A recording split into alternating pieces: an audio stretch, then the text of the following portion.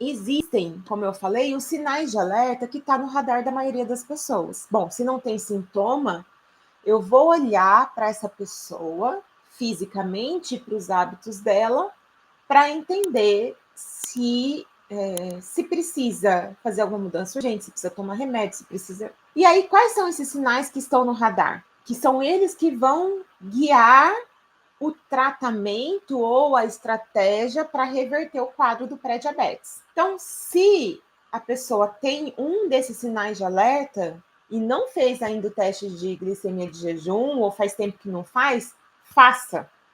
Porque as chances de você estar no pré-diabetes são grandes, ok? E normalmente, quando as pessoas nessas condições fazem o teste de pré-diabetes, o teste de glicemia, normalmente apresenta uma alteração na glicemia, tá? Quais são esses sinais de alerta que talvez você já tenha ouvido falar?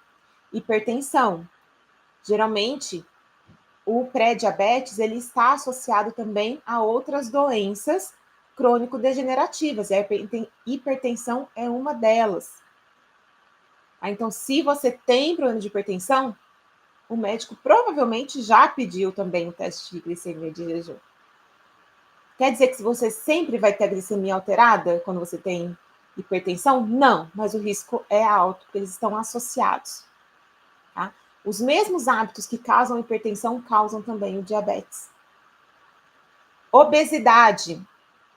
A pessoa que tem sobrepeso e obesidade tem maior risco de ter pré-diabetes, porque tem resistência à insulina, o corpo não funciona muito bem, geralmente tem uma síndrome metabólica, né, que é quando é um conjunto de alterações fisiológicas que fazem também com que o açúcar no sangue fique aumentado, e não só a pressão arterial, e não só um risco coronariano, tá? Aí a gente tem também um outro fator de risco, que não é novidade para ninguém, que é o sedentarismo.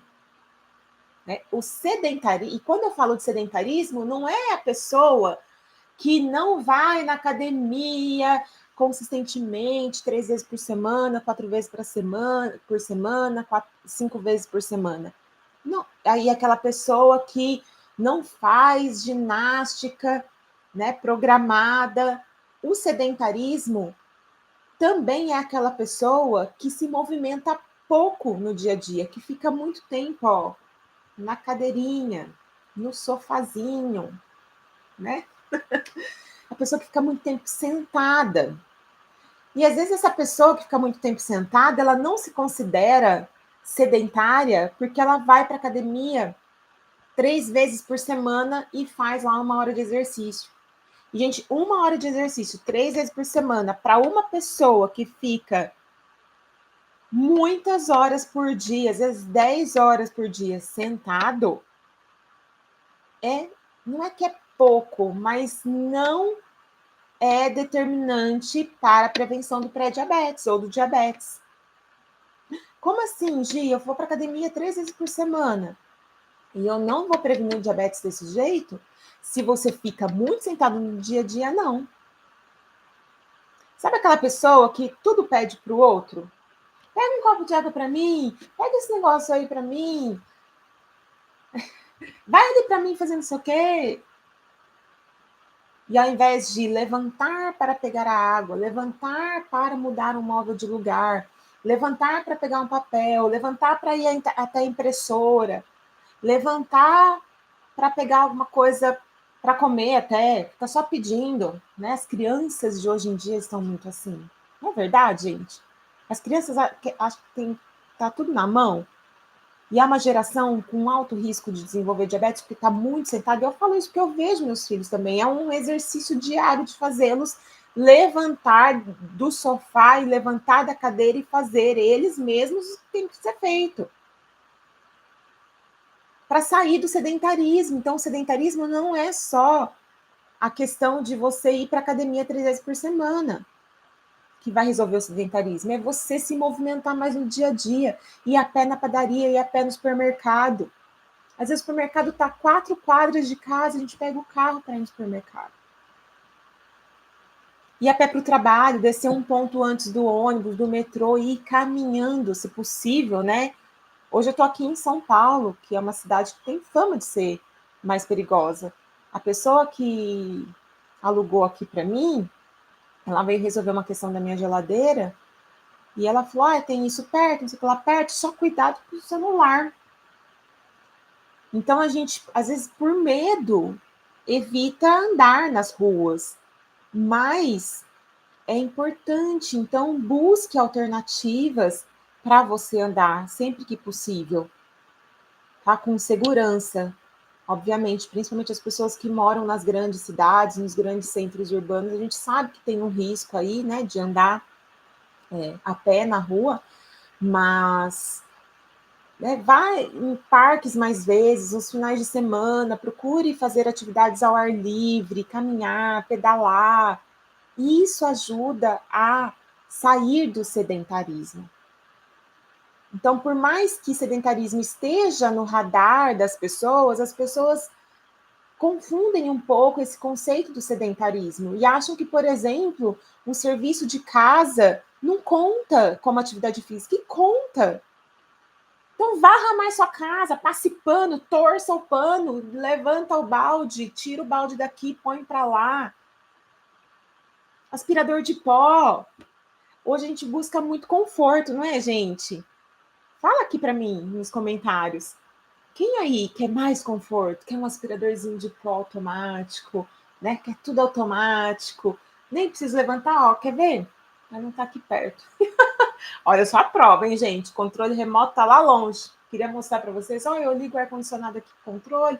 A persiana, tem uma persiana aqui, ó, é controle remoto. A gente não precisa nem fazer esforço para abrir e abaixar a cortina. Tudo automático. Então, isso está contribuindo demais para o sedentarismo e está fora do radar das pessoas. O médico fala para você levantar mais na sua casa, para você andar mais, para você não ficar pedindo as coisas para todo mundo. Pega um copo de água, pega esse prato, pega isso aí para mim. Levanta você. E levanta, olha, o sedentarismo tem muito a ver. Eu não vou falar agora não, porque está numa outra parte aqui. Já ia dar um spoiler aqui. Mas enfim, gente, isso está fora do radar das pessoas, né? Porque o sedentarismo, como um exercício físico programado, ok. Você faz exercício físico programado? Não faça, então você está sedentário. Mas existe um sedentarismo que está fora do radar das pessoas, que é esse falta de se movimentar em casa, se movimentar no trabalho. Histórico familiar, genética, quem não sabe, né? Que é um fator de risco, que é um sinal de alerta. Bom, se eu tenho pai diabético, mãe diabética, avó diabético, vô diabético, eu preciso me cuidar mais, eu preciso ir fazer um teste de glicemia para saber como é que está a minha glicemia, fazer esse acompanhamento a cada 6 meses, porque eu tenho um risco mais aumentado, é um sinal de alerta para mim. Eu tenho que cuidar dos meus hábitos, mesmo que se eu for lá no laboratório e fizer um teste de glicemia de jejum, de hemoglobina glicada e der dentro do normal, eu preciso olhar para os meus hábitos. Eu preciso cuidar dos hábitos, porque eu tenho um risco maior para me tornar diabético. Outro fator de risco, circunferência, outro sinal de alerta que está no radar. Quando você entra no consultório do médico, ele já olha o tamanho da sua barriga. Não porque, tá feio, tá bonito. Não é isso. Não deveria ser. É por conta da circunferência aumentada do abdômen, porque essa gordura localizada aqui na barriga, ela me diz que você tem mais risco de ter resistência à insulina, de ter diabetes. Então, o diabético, é muito provável, mas não é todo mundo, tá? E aí depois eu vou falar as coisas que estão fora do radar, vocês vão entender isso que eu tô falando. Mas se a pessoa, ela tem o abdômen aumentado, ela tem um risco maior de ter diabetes. Então, é um sinal de alerta, sim. Você tá barrigudo, você tá barriguda, você tá com, né, vai fechar a calça, não fecha, tem que comprar sempre um número maior, por causa da barriga, precisa no médico fazer um teste de glicemia de jejum, porque o risco de você ter diabetes é maior, de pré-diabetes é maior, tá? E tem que cuidar dessa barriga aí. Tem que diminuir a barriga, fazendo exercício do jeito certo, comendo do jeito certo. E Aí tem um outro também sinal de alerta que está no radar da maioria das pessoas, que você já deve ter ouvido, que é a pessoa que come muito doce, muita massa, muito macarrão, muito sorvete, né? E eu sempre falo aqui que o problema não é o doce, não é o açúcar, não é a massa, não é o macarrão, não é o carboidrato. Mas a pessoa que come muito carboidrato, que gosta, que a alimentação prevalece o carboidrato, o risco de ter pré-diabetes, de estar no pré-diabetes é maior, não é? Afinal, pré-diabetes é um acúmulo de açúcar no sangue. Então, se você come muito açúcar, provavelmente você pode desenvolver o pré-diabetes ou diabetes.